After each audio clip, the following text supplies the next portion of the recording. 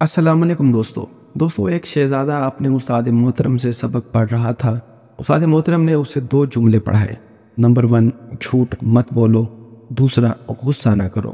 کچھ دیر وقفے کے بعد شہزادے کو سبق سنانے کو کہا گیا تو شہزادے نے جواب دیا کہ ابھی سبق یاد نہیں ہو سکا۔ دوسرے دن پھر استاد محترم نے سبق سنانے کو کہا۔ شہزادے نے پھر عرض کیا کہ ابھی سبق یاد نہیں ہو سکا۔ تیسرے دن چھٹی تھی۔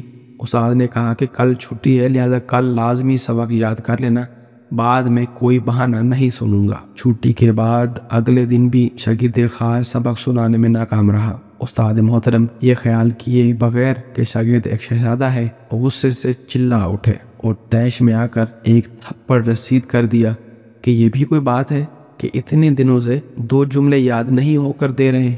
تھپڑ کھا کر ایک دفعہ تو شہزادہ گمسم ہو گیا، پھر بولا استاد محترم سبق یاد ہو گیا ہے۔ استاد کو بہت تعجب ہوا کہ پہلے تو سبق یاد نہیں ہو پا رہا تھا اور تھپڑ کھاتے ہی فوراً سبق یاد ہو گیا۔ شہزادہ عرض کرنے لگا کہ استاد محترم آپ نے مجھے 2 باتیں پڑھائی تھی، جھوٹ نہ بولو، غصہ نہ کرو۔ جھوٹ بولنے سے تو میں نے اسی دن توبہ کر لی تھی، لیکن غصہ نہ کرو یہ مشکل کام تھا۔